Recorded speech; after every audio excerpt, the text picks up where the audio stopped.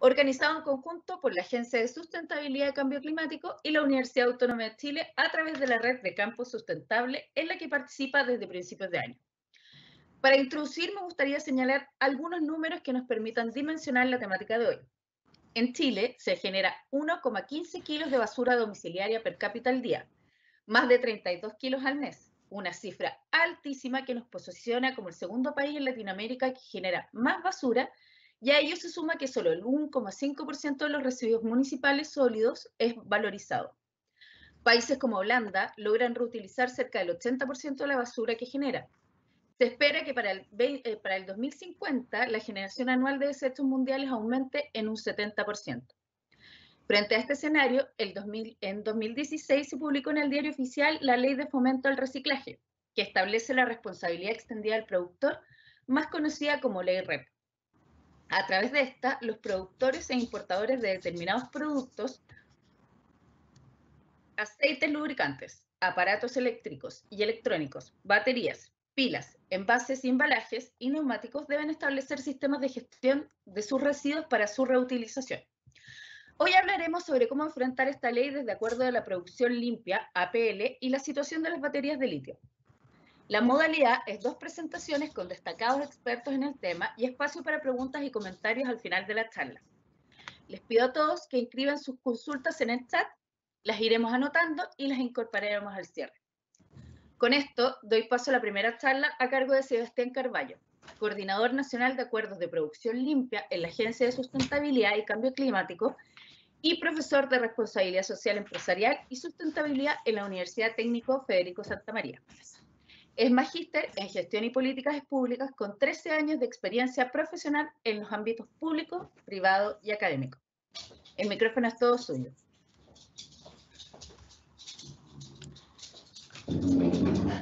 Muchas gracias, María Paz, por la presentación y por la introducción.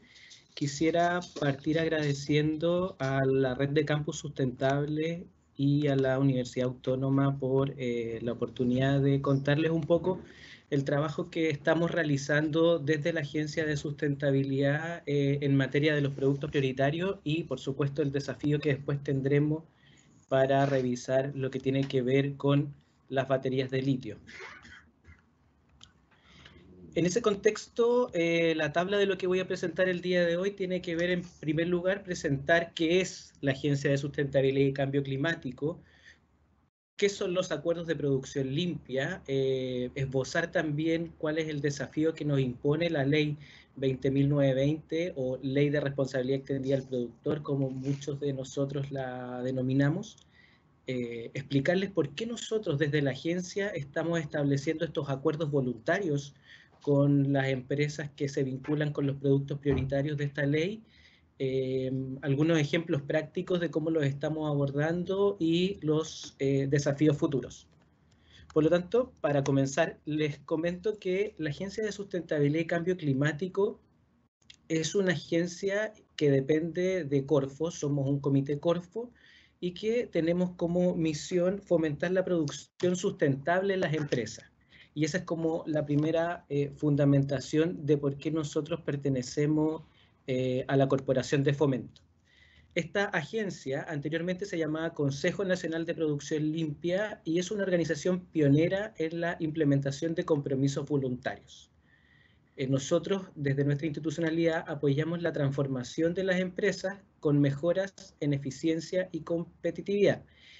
Y nuestro foco tiene que ver justamente con implementar políticas vinculadas con la sustentabilidad o el cambio climático, y estamos fuertemente integradas en el aparato del fomento productivo del Estado.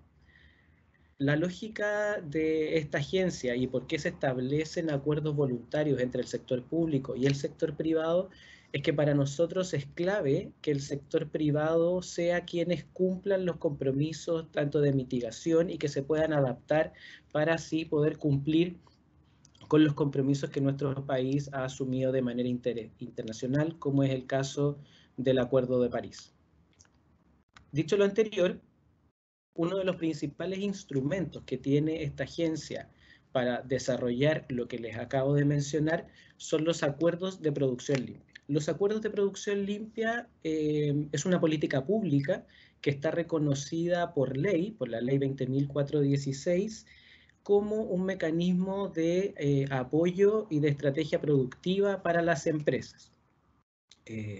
Los acuerdos de producción limpia tienen 5 etapas fundamentales relacionadas con diagnóstico. Se hace un diagnóstico de un sector, se negocia un estándar en conjunto con el sector público y el sector privado, el acuerdo se firma, se implementa y hay una evaluación de conformidad con todo un sistema de seguimiento y control y con todo un sistema también de verificadores que dan cuenta de este estándar que la mayoría de ellos tiene aspectos vinculados con desarrollo económico, entorno y en algunos casos también con la comunidad. Viéndolo como un poco más de diagrama, esta política pública es un documento, es un convenio de trabajo que crea estándares voluntarios. Nosotros lo que establecemos en los acuerdos de producción limpia, que ya voy a explicar con mayor detalle, por ejemplo, en aspectos vinculados a los productos prioritarios, tiene que ver con adelantar un poco el trabajo y la información a las exigencias que van a ser por decreto. Y eso se logra a través de este documento que contiene metas específicas y acciones que están enfocadas en producción limpia. El acuerdo de producción limpia además es un convenio que tiene un tiempo que es definido. Es decir, hay un trabajo de aproximadamente 2 años en cada uno de estos acuerdos donde se vinculan temáticas que son relevantes para las empresas con instituciones de gobierno.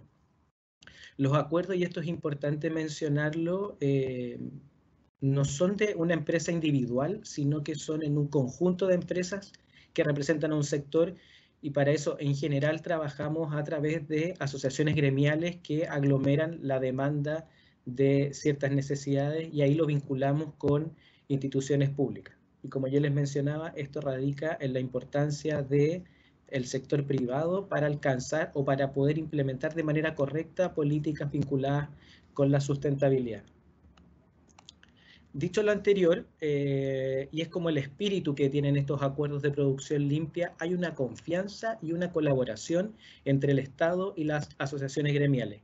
Nosotros, de cierta manera, sentamos al regulado y al regulador a construir un plan de trabajo por un tiempo acotado que permita disminuir en general asimetrías de información que existen frente a distintos requerimientos.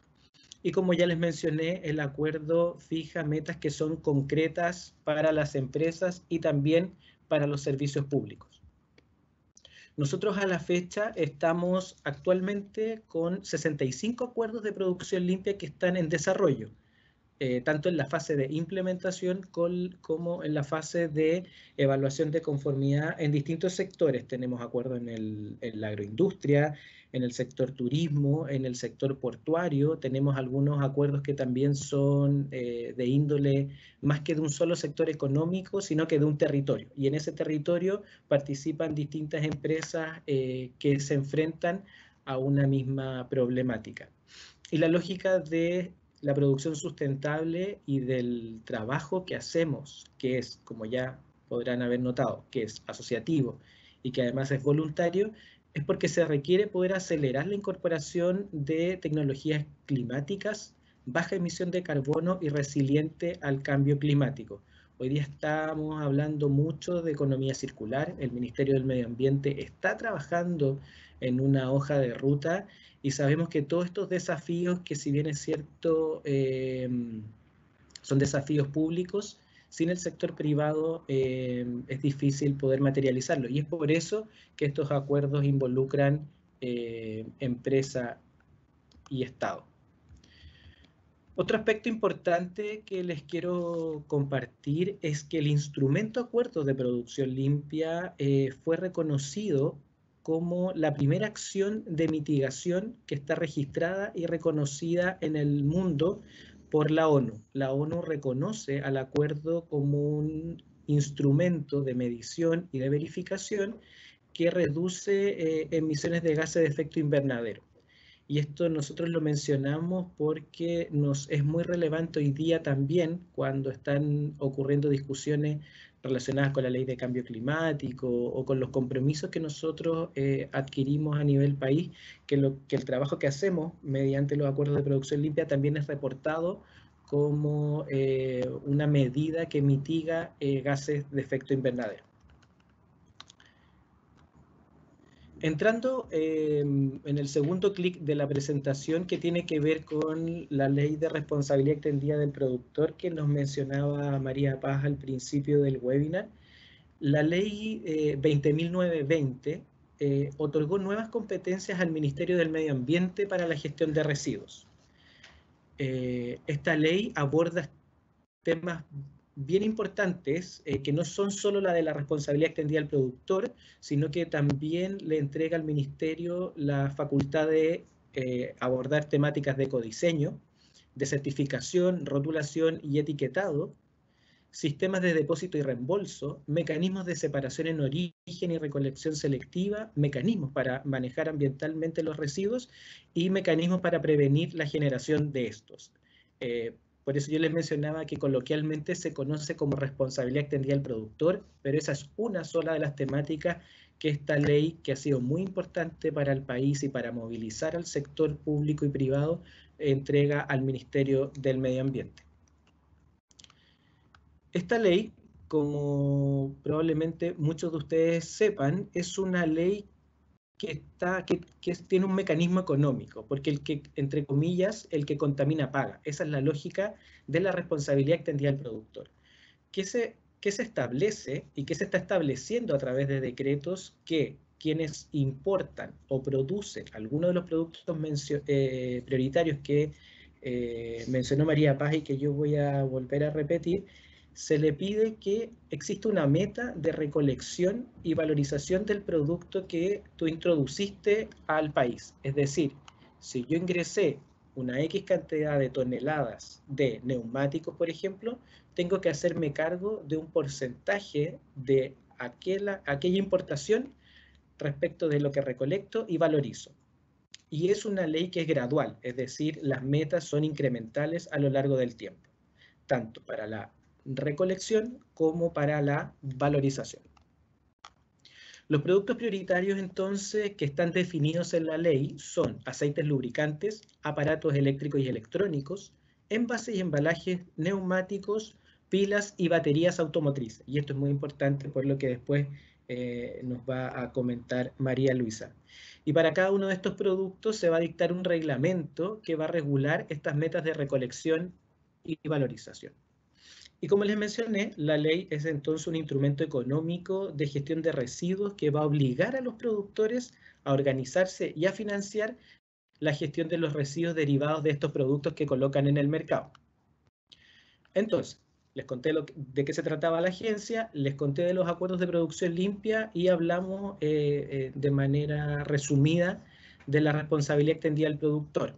Entonces ahora la pregunta es, ¿por qué nosotros, como agencia de sustentabilidad, hemos implementado o hemos utilizado el instrumento de los acuerdos para trabajar con productos prioritarios? Y acá es clave que estos decretos que salen y que han estado saliendo y que van a seguir saliendo estén acordes a la realidad de cada sector, a la realidad de cada producto en términos de lo que se importa, de la peligrosidad que tiene cada uno de estos residuos y dónde se genera. Hay algunos de ellos que son domésticos, como el de envase y embalaje, y otros que son más bien de comercio, como pueden ser los neumáticos usados, las baterías automotrices fuera de uso. Por lo tanto, nosotros entendemos que en esta colaboración público-privada, para tener buenos decretos, es muy importante que las empresas de productos prioritarios se preparen y organicen para poder responder a la ley y a sus reglamentos. La ley categoriza a quienes son importadores, distribuidores, comercializadores, etc. Tiene una serie de definiciones. Entonces, es muy importante saber cuál es el rol que cada una de estas empresas tiene para que así se puedan ejecutar de manera correcta los decretos. Por lo tanto, a través de los acuerdos de producción limpia hemos disminuido una barrera de desconfianza que existía desde el sector y hemos podido habilitar el cambio, porque cada una de las empresas ha podido entender el escenario normativo y resolver la situación de cada actor. Lo otro que es muy positivo es que hay un diálogo entre pares, lo que ya les mencioné, a través de las mesas de los acuerdos de producción limpia, tú sientas al regulado y al regulador a construir un plan de trabajo de 2 años. Y en ese plan de trabajo existe una relación positiva con la autoridad y una validación de las iniciativas. Ya les voy a contar de algunos pilotos que se han realizado, y como se hace acorde con el regulador, un poco validas la inversión o el gasto que vas a realizar con cada uno de estos productos prioritarios. Y finalmente, lo que hemos podido también realizar a través de este trabajo asociativo es disminuir o abordar una barrera tecnológica. Como se accede a información y es un trabajo que es colectivo entre distintos actores de cada uno de los rubros, se ha podido aumentar el grado de ambición de cada una de las metas que se comprometen en los acuerdos. A la fecha, si bien es cierto, son 6 productos prioritarios, nosotros tenemos casi 9 acuerdos vinculados con cada uno de ellos. Por ejemplo, en el caso de neumáticos, tenemos un acuerdo que ya se certificó en el 2013, y que fue el primer acuerdo de producción limpia que incorporó responsabilidad extendida al productor, antes de que se dictara la ley. Y en ese entonces lo que hizo un grupo de empresas que importaba neumáticos fue ponerse de acuerdo en un sistema de recolección. En ese contexto de dicho acuerdo de producción limpia, incluso surgió la empresa Polambiente, que es la empresa que está ubicada en la región metropolitana y que tritura neumáticos fuera de uso para producir gránulo de caucho. Y eso también surge, insisto, cuando hay un esfuerzo que es colectivo. Hoy día estamos implementando un segundo acuerdo de producción limpia con el sector, dada también los requerimientos de desarrollar otro tipo de prototipos o otro tipo de pilotos, como son la exportación de neumáticos de fuera de uso como alternativa, o bien la pirólisis que se está trabajando en ese acuerdo. Otro vinculado con el de neumáticos es el recauchaje neumático. Nosotros ya finalizamos un acuerdo de producción limpia de recauchaje, donde lo que queríamos era que esa industria se fortaleciera y que se determinara la importancia que tenía la prevención. Mucho se habla de que esta ley en el fondo está enfocada solo en reciclar un residuo que ya se genera, pero también hemos tenido otras iniciativas como la del recauchaje, donde el decreto los reconoce a ellos como una alternativa de prevención de la generación del neumático fuera de uso. Y lo que logramos a través del acuerdo fue que se implementara una norma de calidad del proceso de recauchaje. Estamos también implementando un acuerdo de producción limpia con el sector de aceites lubricantes y de las baterías automotrices. Acá existe una cierta similitud, porque lo que se ha hecho es trabajar mejorando rutas de recolección para saber cuáles son los costos asociados en la gestión de ese residuo. Estos son residuos que tienen como características de peligrosidad y por lo tanto también han tenido una forma de trabajo particular.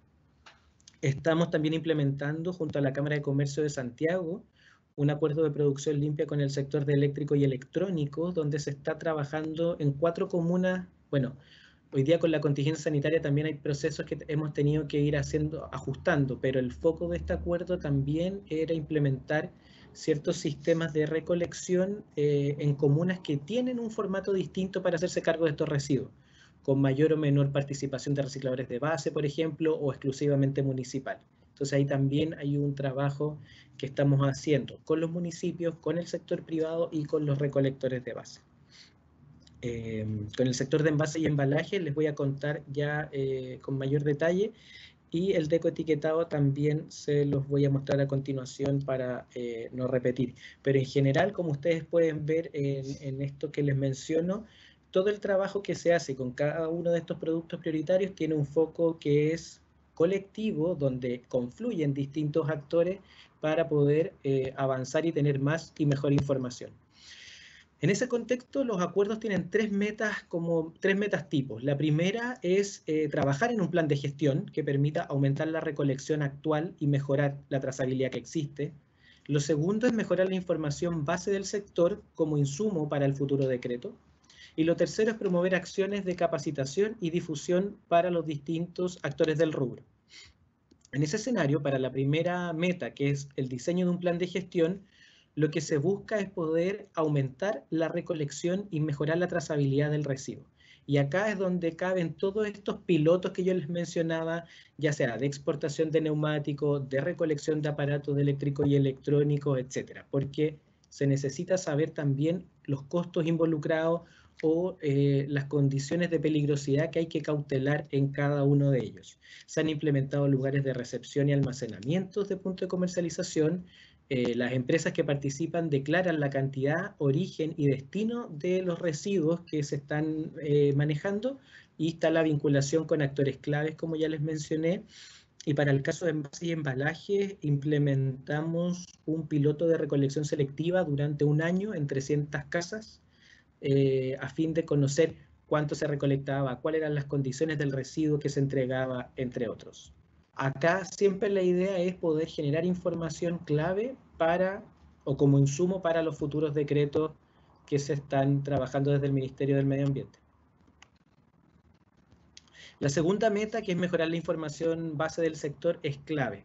Hoy día no existe una única fuente de información que determine cuál es la cantidad de productos prioritarios que ingresan al país, ni cuál es la cantidad de residuos que se generan anualmente. Y por ende, si las metas para recolectar y valorizar residuos se calculan sobre un universo que tiene que estar definido, la mejora de información base es clave.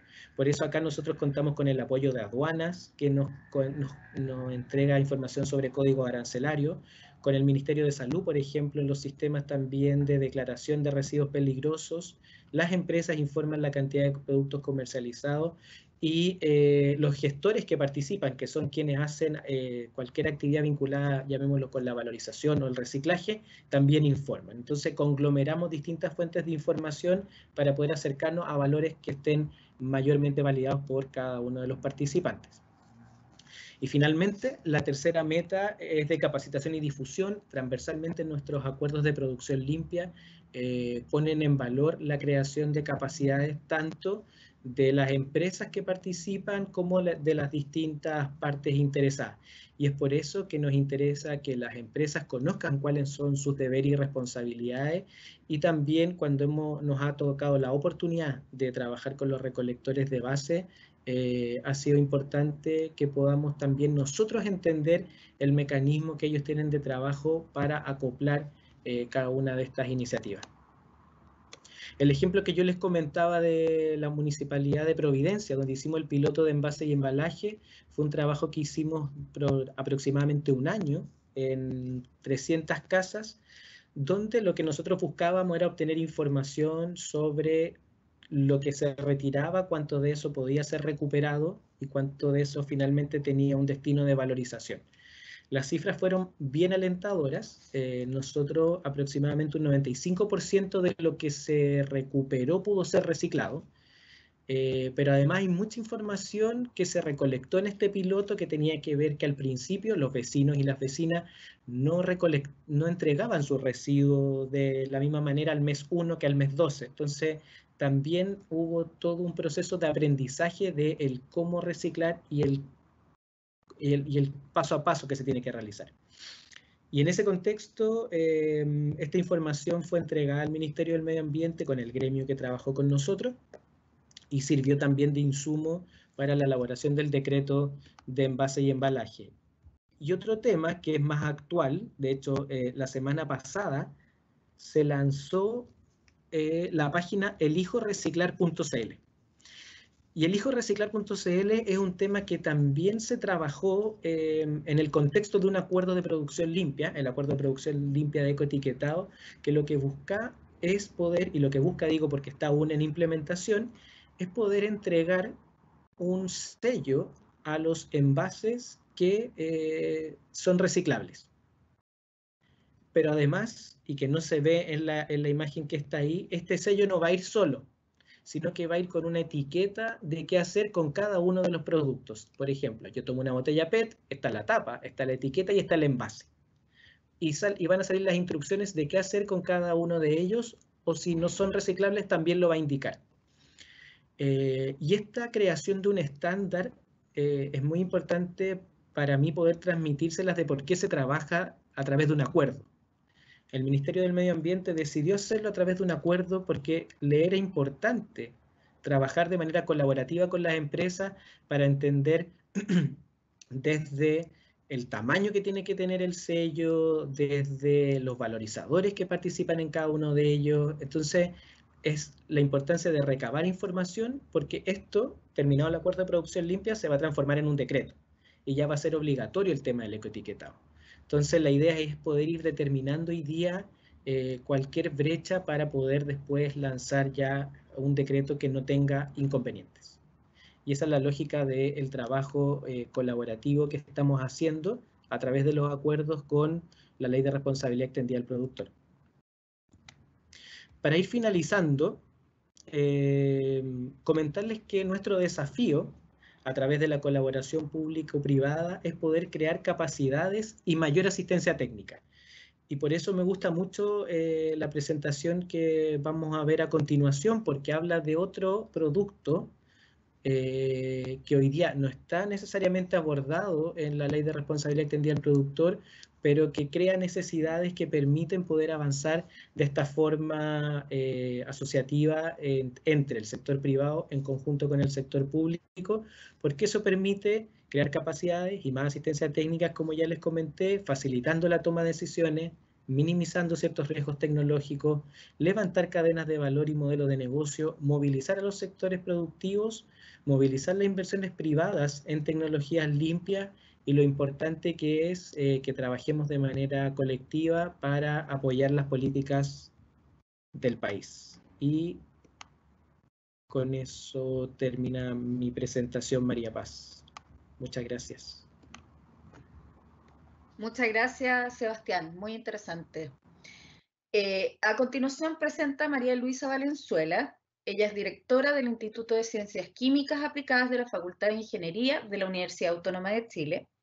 Es doctora en química con un postdoctorado en Laboratorio de Polímeros Inorgánicos de la Universidad de Oviedo, con más de 20 años de experiencia académica, más de 70 artículos ISI, 8 capítulos de libro, participación en 14 proyectos de investigación, etc. María Luisa, por favor, tu presentación. Estoy intentando cargarla, aquí está.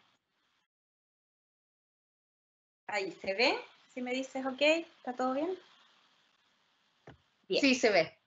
Bueno, gracias por la presentación, María Paz, y gracias también a la Red de Campo Sustentable, a la Agencia de Sustentabilidad y Cambio Climático por darme la oportunidad de contarles un poco lo que se ha hecho en el marco de un proyecto, justamente abordando una problemática que no es actual, pero que va a venir en próximos años y que ya incluso, o como decía Sebastián, las agencias lo están visualizando y potenciando.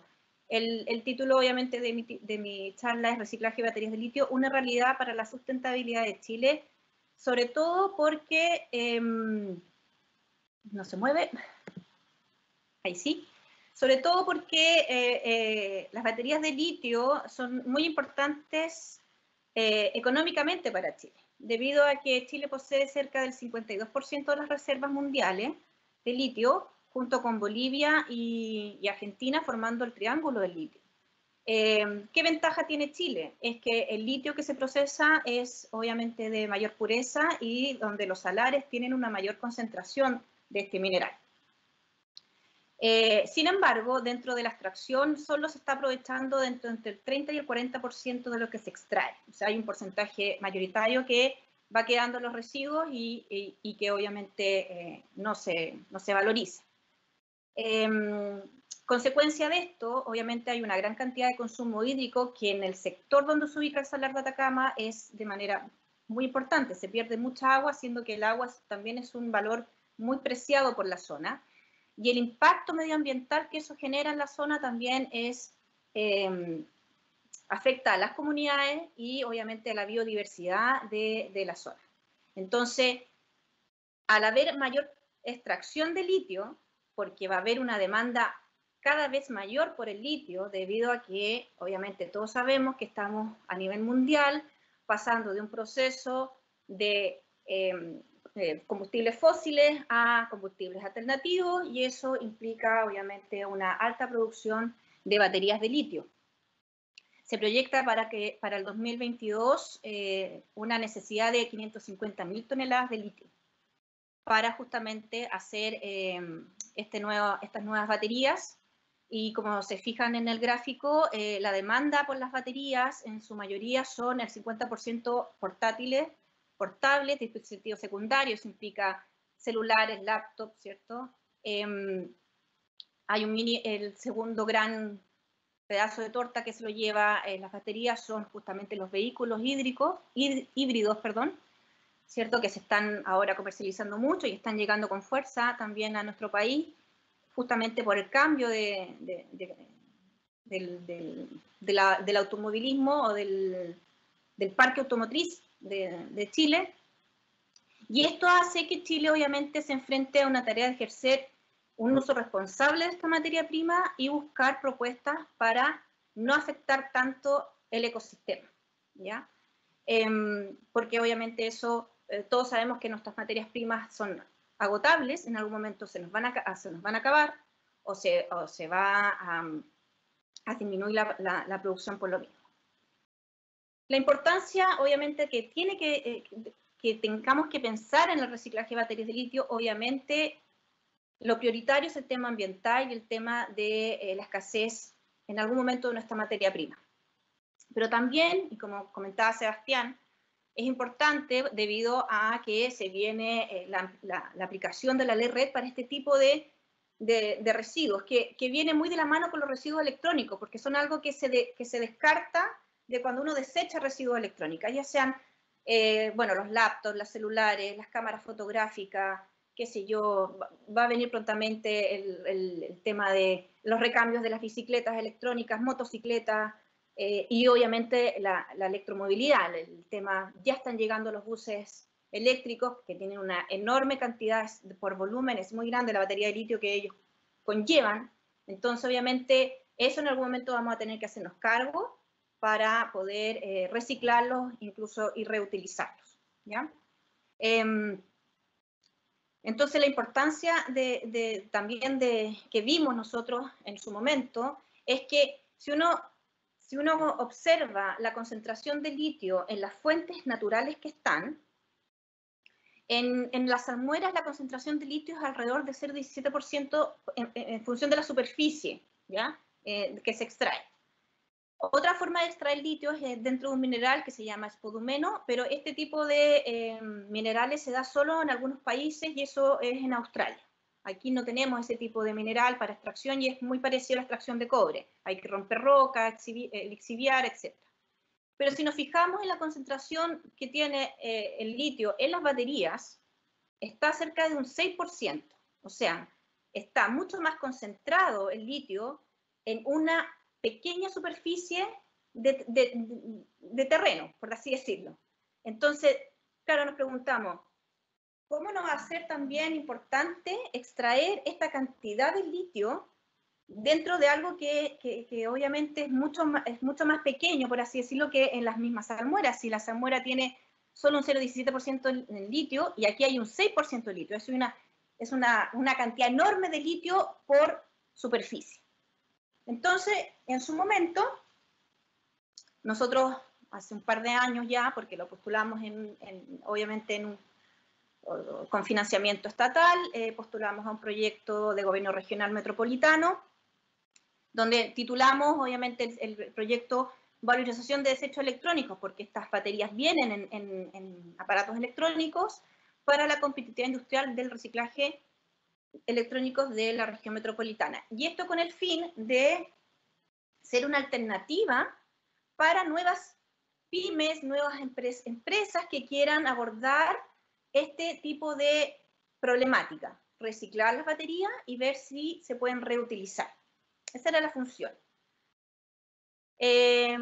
Bueno, la primera gran desafío que nos enfrentamos es que obviamente las baterías de litio tienen diferentes formas, vienen en diferentes tamaños, ¿cierto?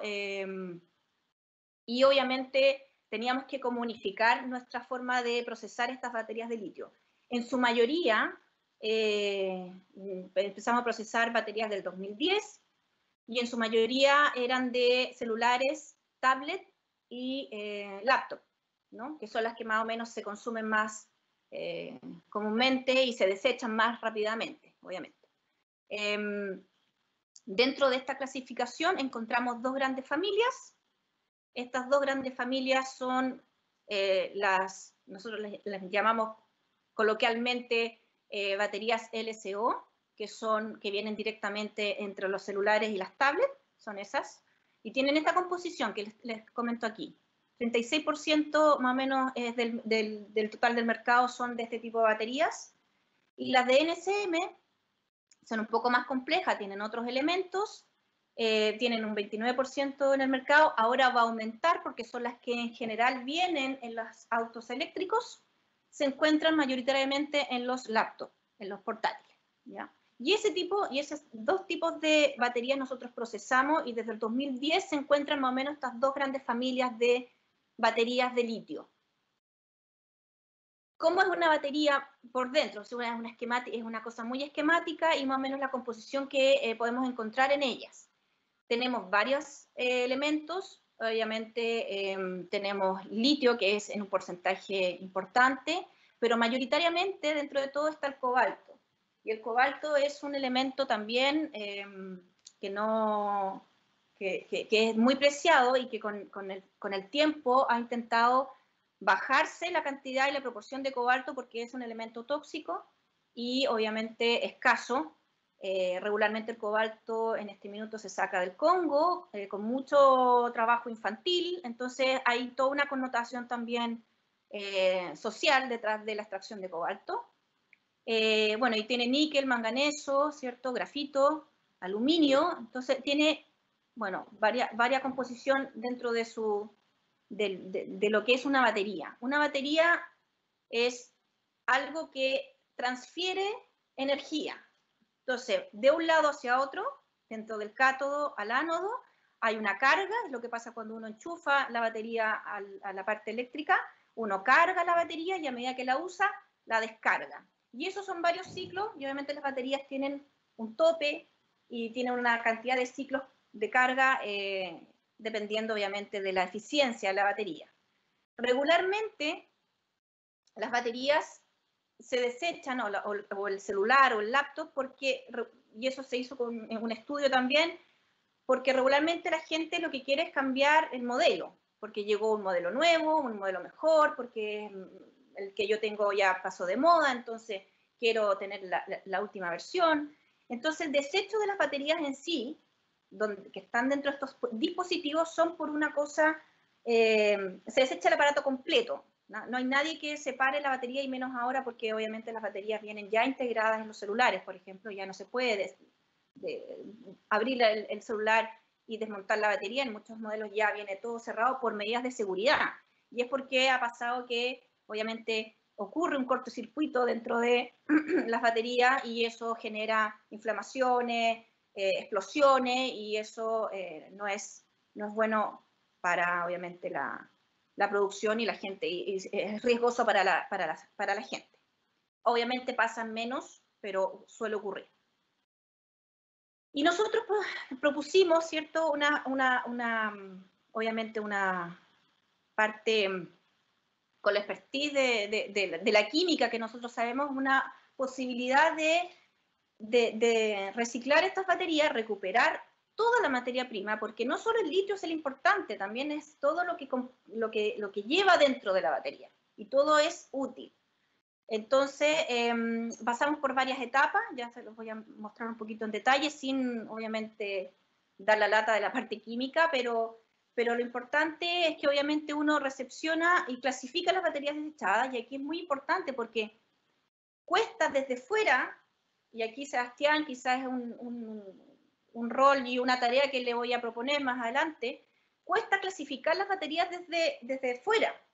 Yo no sé si cuando uno ve una batería, si es LCO o NCM, o si es de otro tipo de batería, sobre todo de litio, cuesta mucho saber la composición que tiene esta batería. Entonces,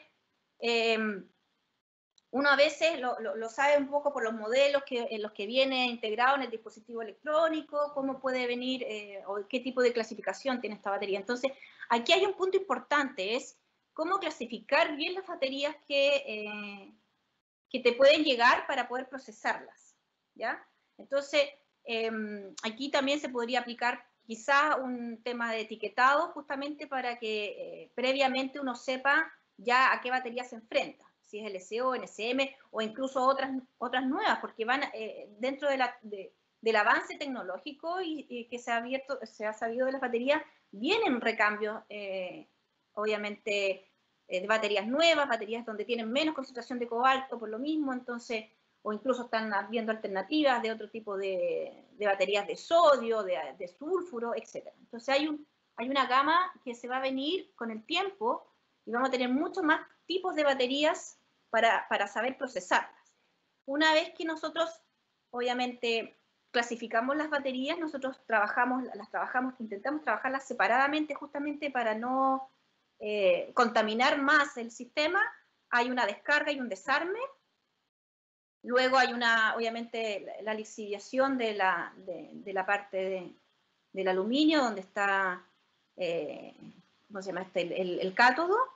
El secado y calcinación, aquí obviamente tiene que haber un proceso de cuidado en el sentido de la extracción. Uno cuando seca y calcina se evaporan contaminantes y ahí uno trabaja con campanas extractoras y filtros especiales para que justamente no se provoque contaminación o extracción de gases tóxicos a la atmósfera. Uno recupera la materia prima y obviamente empieza a trabajarlo. La materia prima es un polvo negro que obviamente no tiene mayor implicancia, pero uno después puede, con procesos químicos, llegar a productos puros como los que se ven acá para después poder ser reutilizados, ya sea y formar nuevas baterías. Ese es como el ciclo que nosotros propusimos. Quiero, bueno, mostrarles aquí cómo es una batería desplegada, porque esto viene como en estilo sándwich. Entonces, uno despliega la batería y tiene una zona donde está el ánodo, que es aquí están las láminas de cobre y el grafito. Está la parte plástica que hace la separación y hace que migre el litio, ¿cierto? Y carga y descarga, lo que es como estaba en la diapositiva anterior.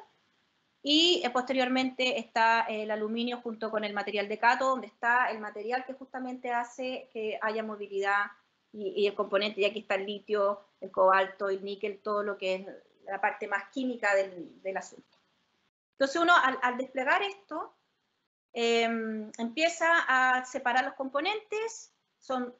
Lo bueno de esta metodología es que es una metodología sustentable porque no ocupa nada tóxico, ¿ya? No hay nada que a uno le haga saber o pensar de que no es sustentable el proceso, ¿ya? Entonces nosotros lo que hacemos es netamente para separar el ánodo es agua, se sumerge el cobre con el grafito y por separación física tenemos el cobre puro y el grafito precipitado en el vaso. Sencillo, y es solo agua, ¿vale? Y con eso ya tenemos separado el ánodo. Luego el separador, obviamente el plástico es fácil separarlo. Aquí hay también un desafío porque el polietileno que se usa es una membrana microporosa que no se puede reutilizar ni es biodegradable. Entonces aquí hay un desafío importante para seguir trabajando. ¿Qué hacemos con este tipo de material plástico? Que obviamente no está dentro ni catalogado dentro de, por ejemplo, la posibilidad de la ley REP de los envases y embalajes, ¿ya? Aquí hay un desafío importante para seguir trabajando. Y posteriormente el cátodo, que tiene la lámina de aluminio, y está este material donde está la riqueza de los elementos químicos, se lixivía. La lixiviación es disolver esto en un ambiente básico, que es el hidróxido de sodio, y también se disuelve este aluminio como si fuera un papel de aluminio, como lo que usamos en la cocina, ¿cierto? Y el material de cátodo no se solubiliza y queda por filtración, se separa el líquido del sólido, súper sencillo, en ningún momento el hidróxido de sodio se neutraliza y se transforma en agua y sal, con lo cual no hay tampoco mayor toxicidad en el proceso. Y luego se seca, como ya comentaba, el material de cátodo en estufas, donde obviamente se mantiene bajo filtros especiales porque sabemos que todo lo que se caliente, salen los vapores, y la idea es que no contamine, y eso se atrapa en filtros especiales. Y luego trabajamos el material de cátodo, porque tenemos todo junto ahí, con también cosas muy sencillas, y este material de cátodo se disuelve con jugo de limón. Así de sencillo. El ácido cítrico es el jugo de limón. Es un ácido orgánico, también cero contaminante, cero tóxico, un poco de agua oxigenada. El agua oxigenada todos lo usamos para curarnos las heridas muchas veces, y en tiempo, temperatura específico, y controlando obviamente el pH para poder disolver todo este material de cátodo. Una vez disuelto, que está aquí, ¿cierto? Se precipitan los iones con ácido oxálico. El ácido oxálico también es un ácido orgánico, no contaminante, no tóxico, y lo que me permite a mí procesar en un 98% obviamente las baterías de LSO, y en un 97% las baterías de NCM. O sea, todo el material es lixiviado por este ácido cítrico y precipitado con ácido oxálico. Como indiqué, son ácidos orgánicos no tóxicos y no contaminantes. Una vez que tenemos, obviamente, el precipitado, nosotros caracterizamos la precipitación, y en las baterías de LSO, obviamente tenemos el oxalato de cobalto, sumamente puro, y el litio también recuperado completamente puro. Los porcentajes de recuperación está alrededor del 85% en lo que es litio y 95% en lo que es cobalto. Y para el NCM también, obviamente aquí sale todo junto, el magnesio, el níquel y el litio y el cobalto.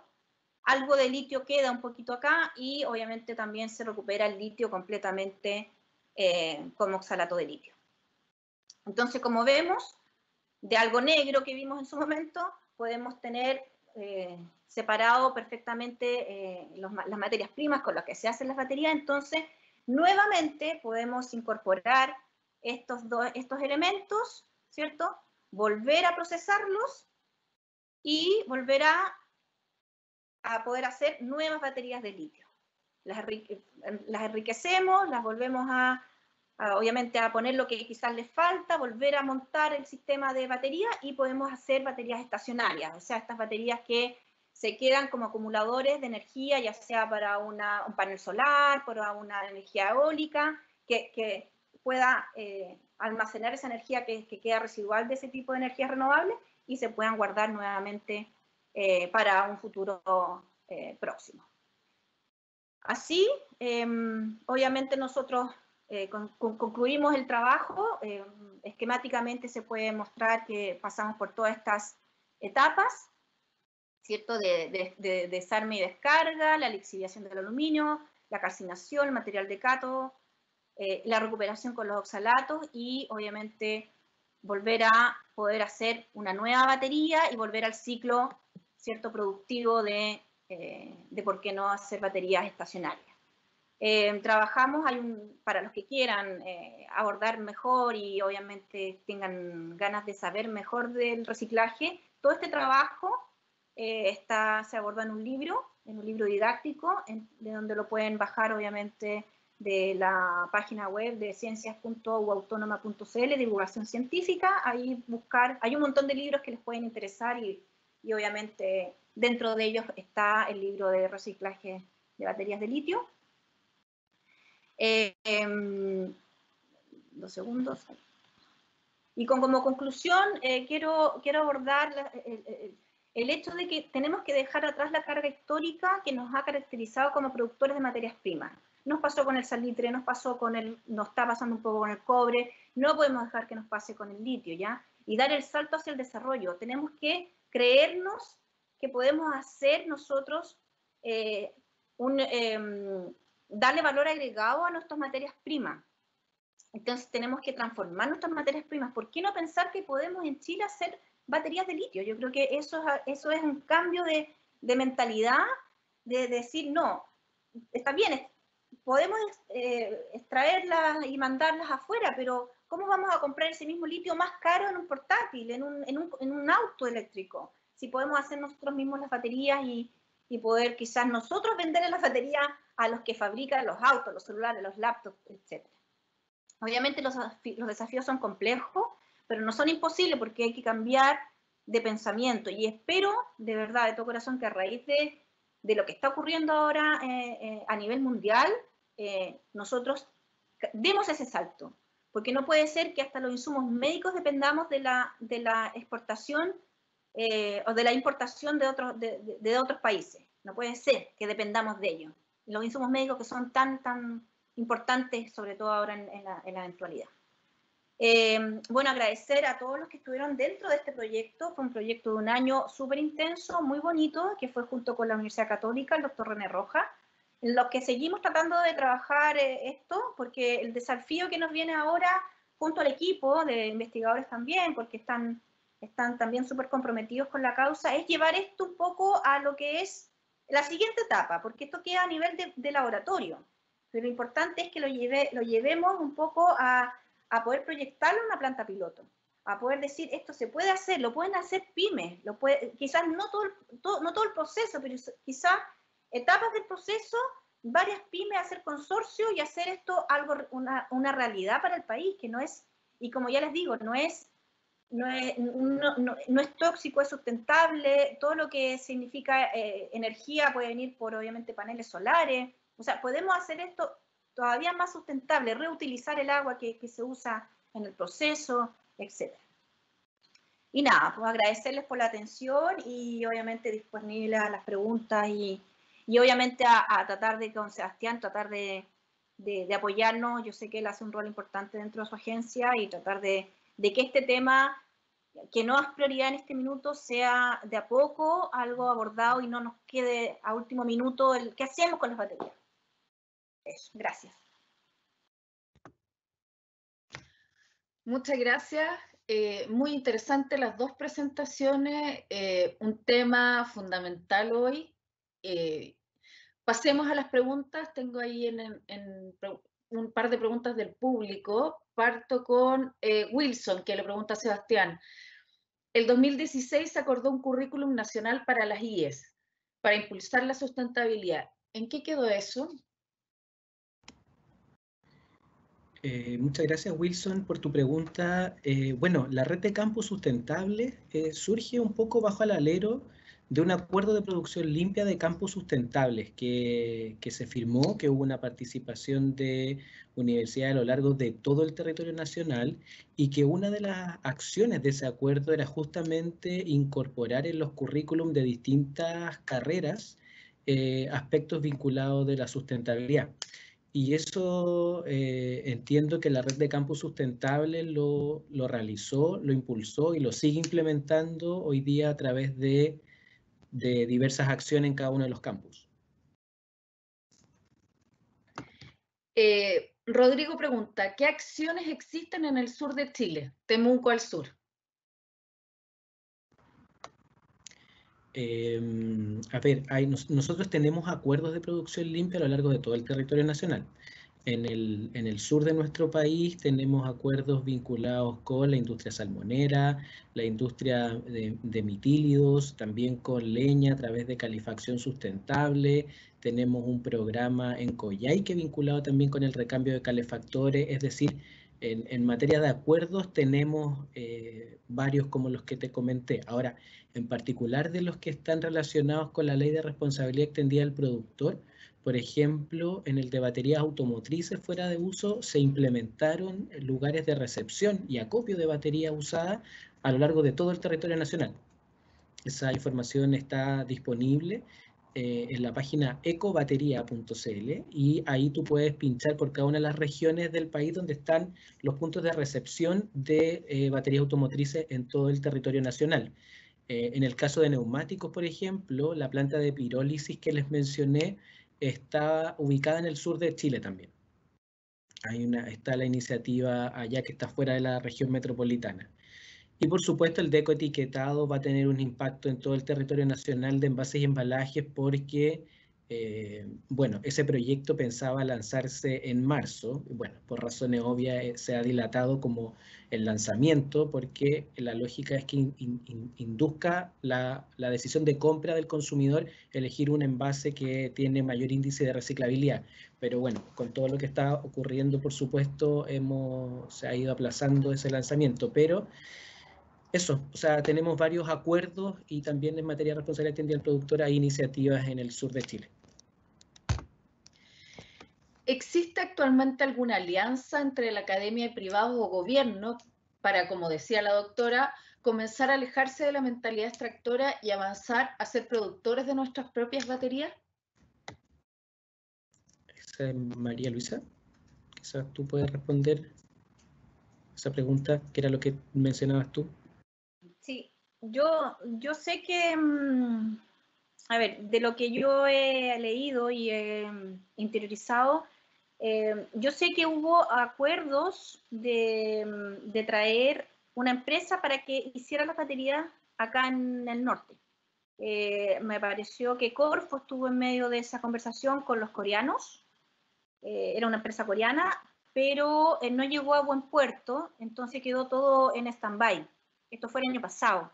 Yo no sé si han vuelto a tener conversaciones, porque obviamente necesitamos, así todo, necesitamos quizás la tecnología que ya la tienen los coreanos en su país, traerla para acá, pero que la extracción aquí ya sea directa y se arme la batería acá.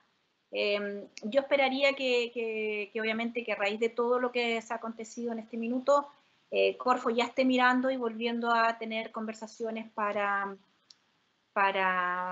que las empresas estén, y está obviamente todo lo que tiene que ver con el Instituto de Energías Limpias, que está también en proceso, el instituto que se está creando también en el norte, de energías limpias. En los medios de comunicación se ha hablado mucho sobre las dificultades para implementar la ley REP. ¿Qué opinan al respecto desde sus propias áreas? Mira, a mí me tocó ver que de cierta manera al principio había mucha brecha sobre el rol de cada uno, ¿no? Se hablaba siempre como del productor o del producto prioritario y muchos decían, yo importo, no soy productor, y en el fondo la ley establecía que era lo mismo. Entonces, en mi opinión, con el trabajo que yo he tenido directo con muchas empresas que son sujetos de ley, había bastante desinformación de cómo esa ley les aplicaba a cada uno de ellos. La segunda brecha que existía también, o que sigue existiendo, es saber el cuánto producto se importa, cuánto residuo se genera. Hoy día, por ejemplo, aduana nos entrega información sobre los códigos arancelarios, pero en una misma partida tú puedes tener neumáticos de autos, de motos o de bicicleta. Y la ley como tal no aplica al de bicicleta, por ejemplo. Entonces, no existe una sola base de datos con información sobre la cual tú tengas que determinar ciertas metas de recolección y valorización. Y una tercera brecha tiene que ver justamente con las instalaciones que existen disponibles en nuestro país de recepción, de tratamiento, de valorización, y a raíz de la pregunta que nos hacían también, mucho de ello está concentrado en la zona central del país. Entonces existen dificultades. Nosotros, por ejemplo, en Chile tenemos una planta que valoriza las baterías automotrices y que está en el norte de nuestro país. Ellos reciben las baterías, tienen un proceso donde también extraen plomo, construyen cátodos o ánodos de plomo para la minería, pero claro, es una. Entonces ahí tú te preguntas, bueno, ¿qué ocurre con las baterías de autos que se generan en Magallanes, en Aysén, en el Ñuble? O sea, también nuestra geografía nos genera bastantes particularidades, sobre todo en el desplazamiento. A mi juicio, de lo que me ha tocado ver es un poco eso, por eso ha sido difícil implementar, pero se está avanzando. Ya tenemos un decreto de envase y embalaje, y yo creo que estas políticas públicas no son inmediatas y hay que ir construyendo, sobre todo para que hecha la ley, se puede hacer una correcta implementación. María Luisa, ¿qué pasa actualmente con las baterías? Las que ustedes trabajan en el laboratorio. Sí, porque como decía Sebastián, las baterías de plomo, que son las de la mayoría de los automóviles de ahora, Resimat es la empresa que las trabaja en el norte. Yo tengo entendido que tienen una sucursal en Concepción, en donde recuperan un poco la zona centro-sur, las baterías y después las trasladan a Calama, que es donde está la empresa directamente. Las baterías de litio ahora, bueno, hay muchos recicladores de residuos de residuos electrónicos y eléctricos. Como vienen dentro las baterías de litio, lo que hacen los recicladores es obviamente separar, de si viene en un portátil, un celular o una cámara, separar todos los componentes electrónicos. La parte de los computadores que no son la batería regularmente se exportan porque los compra China, justamente porque eso tiene oro, paladio, platino, un montón de otros minerales y metales que son importantes. Y las baterías las empiezan a almacenar y las venden, porque la ley se lo permite, obviamente, porque está regulado, y van al desecho legal, que es ponerlas en unas cajas de concreto, todas las baterías, y se entierran en la tierra. Se supone que obviamente bajo normas de seguridad, bajo normas ambientales, pero obviamente estas cajas de concreto que son sólidas, el concreto es poroso, el concreto es posible que se rompa y que se quiebra con los temblores, con los terremotos. Entonces uno dice, bueno, todos sabemos que las baterías tienen elementos y líquidos dentro, entonces obviamente eso lixilia hacia las napas subterráneas, hacia los territorios, hacia el terreno, a las tierras, se absorbe. Entonces eso es lo que hay que tratar de evitar. O sea, legalmente todo el mundo hace lo correcto, lo da a la empresa encargada de llevarlo a disposición final, que es enterrarlos en la tierra, pero la idea es que eso no llegue a pasar, que eso no ocurra. Fernando Zagal pregunta, ¿qué cambios vienen para los próximos años en la Agencia de Sustentabilidad? ¿Puede un gremio o asociación abrir un nuevo acuerdo aunque esté llevando uno en proceso? Sí, o sea, a ver, los acuerdos de producción limpia, y eso es súper importante, lo que también nos decía María Luisa sobre la vinculación de la academia con el sector privado. O sea, para nosotros es clave porque los cambios en el fondo también buscamos que las empresas se movilicen. En ese contexto, una asociación gremial que nos ha pasado con varias, como por ejemplo la industria de envases y embalaje, ya lleva más de un acuerdo, o sectores vinculados con alimentos o con fundiciones, entre otros, tienen más de un acuerdo. Y efectivamente, a la pregunta de Fernando, cualquier, digamos, iniciativa que tenga esta claridad de un sector privado que participe, puede ser recogida y, digamos, impulsada. Ahora, respecto de cambios, un poco de lo que viene, y complementando lo que nos mencionaba María Luisa hace un rato, nosotros estamos trabajando de manera muy activa en la hoja de ruta de economía circular que está encabezando el Ministerio del Medio Ambiente en conjunto con Corfo y nosotros, porque también entendemos que la situación que estamos viviendo nos obliga a cambiar, ¿cierto? Solo el paradigma de hacernos cargo del reciclaje, sino que también empezar a pensar ya mucho más aguas arriba respecto de cómo se diseñan las cosas, cuál es el tipo de envase, cuál es el packaging que se utilizan, el tema de la obsolescencia que también nos mencionó María Luisa en su presentación. Entonces hay varios temas que se están trabajando y ahí participa academia, Estado, empresas y también representantes de la sociedad civil. Entonces, nosotros como agencia estamos vinculados fuertemente a eso y ese es como el foco en el cual estamos trabajando. Tamara Pacheco dice, el trabajo de red de campus sustentables es excelente y como Universidad Autónoma somos miembros de la red. Sin embargo, el compromiso con la sustentabilidad sigue siendo una elección para la IES en Chile. ¿Cómo creen los expositores que se pueda potenciar el compromiso de la academia con una gestión sustentable de sus impactos y seguir potenciando, por ejemplo, la investigación del tipo que hoy nos convoca, gestión responsable de residuos?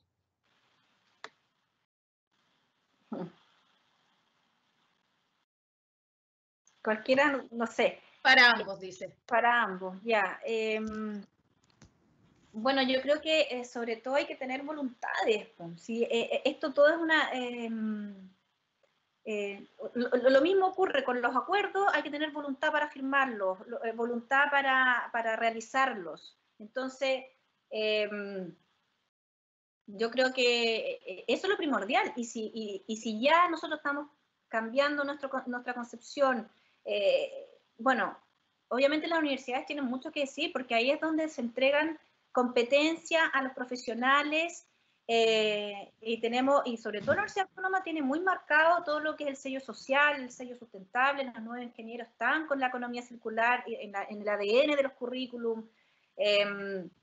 Entonces, obviamente, ¿para qué decir los colegios? Yo tengo sobrinitos pequeños que obviamente están muy con la conciencia ya de no botar papeles al piso, a que esto se puede reciclar, que el vidrio, que el plástico, o sea, ya estamos en un cambio de generación de pensamiento y de educación frente a la problemática de cambio climático, de reciclaje, de contaminación. Entonces, yo creo que eso, hay que seguir con la voluntad y seguir adelante nomás y obviamente aplicar todo lo que estamos haciendo. Sí, yo complementar solamente lo que bien nos comentaba María Luisa. En general, los acuerdos de producción limpia son voluntarios, o sea, ahí radica un poco el trabajo que nosotros hacemos y efectivamente viene el segundo desafío, ¿no? O sea, se generó, por ejemplo, un trabajo con varios campus a lo largo del territorio nacional y ahí viene el desafío también de cómo afianzar ese trabajo, pero hay mucho también de lo voluntario que va haciendo. Es difícil ver cómo sería el paso para que fuese obligatorio. Hoy día también la situación en la que nos enfrentamos, por ejemplo, como de confinamiento, también le impone a la academia otros desafíos. Y también hay que ver cómo eso se conjuga con estos compromisos vinculados con la sustentabilidad. Así que yo siento que es como algo que siempre está en construcción y que se requiere, como bien decía María Luisa, de voluntad y de trabajo colectivo entre todos a quienes tenemos interés en este tipo de materias. Responsabilidad del consumidor, una deuda quizás pendiente en todo este tema de discusión. Sí, la responsabilidad del consumidor es... Claro, es súper complejo. Hemos hablado otras veces sobre como este modelo de consumismo, ¿no? Que nos hacía cambiar el celular constantemente, no porque falle, sino porque salió uno mejor, con mayor capacidad, mejor cámara, más moderno, o porque de repente hay un software que simplemente actualizaste una aplicación y también el equipo no funcionó. Entonces, para nosotros es súper clave poder ir determinando cuáles son los incentivos para cada uno de nosotros como consumidores. ¿Cuántos de nosotros hemos en estos últimos 3 meses logrado cambiar un patrón de consumo que hasta antes nos era muy regular? Y el trabajo que hemos hecho a través del ecoetiquetado también busca potenciar eso. Es decir, yo que reciclo o que intento reciclar, muchas veces me enfrento a envases que no sé bien qué hacer con ellos. Porque no solo depende del plástico, sino que a veces depende del contenido de plástico. O sea, perdón, del contenido que tiene el plástico. Y si es como con aceite, ya me perjudica para llevarlo a un punto limpio, por ejemplo. Pero esa información no siempre es tan clara. Entonces, yo creo que acá los roles son bastante compartidos. Esperamos nosotros a través del ecoetiquetado que la experiencia del reciclaje se facilite en términos de qué separo, qué no, y si separo, qué tengo que hacer, lavar, enjuagar, aplastar, no lo sé. Entonces, hay roles que sin duda son compartidos, pero el consumidor y nosotros también tenemos harto que decir cuando elegimos qué comprar o cada cuánto lo compramos, sobre todo con el tema de las baterías de litio que nos hablaba María Luisa. Bueno, y para cerrar, si alguno de los dos quisiera hacer algún comentario final, algún cierre o algo que les haya quedado dando vuelta de las preguntas o de alguna temática en especial.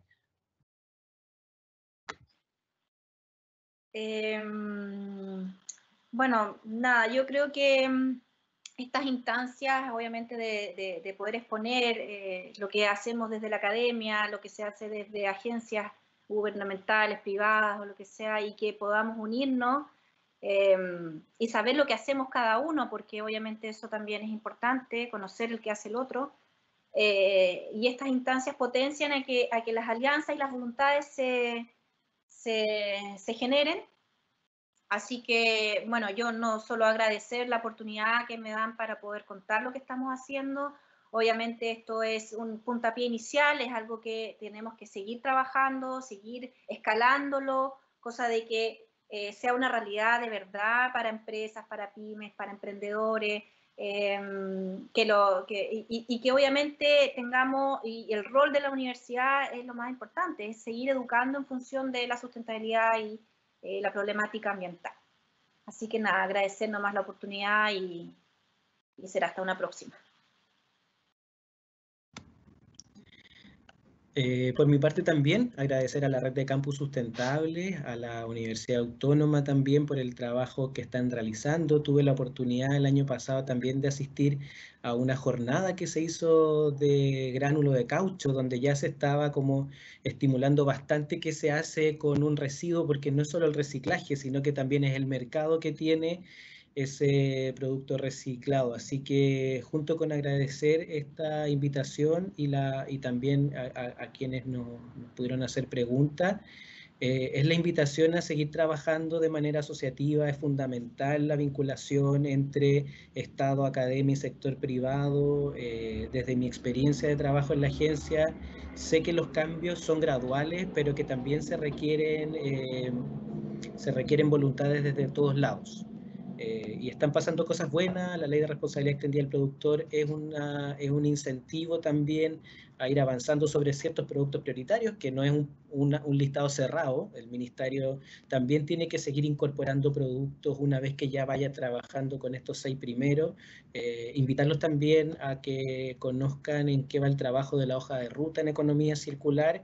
Y es así como vamos armando, y que es necesario hoy día también proyectar cómo nos vemos como sociedad con todo lo que nos ha ocurrido durante, bueno, octubre del año pasado hasta la fecha. Así que muchas gracias. Muchas gracias a ambos nuevamente. Recordarle a las personas que nos están viendo que esto quedará en el canal de YouTube de la Universidad Autónoma por si lo quieren enviar a alguna persona o por si lo quieren volver a ver.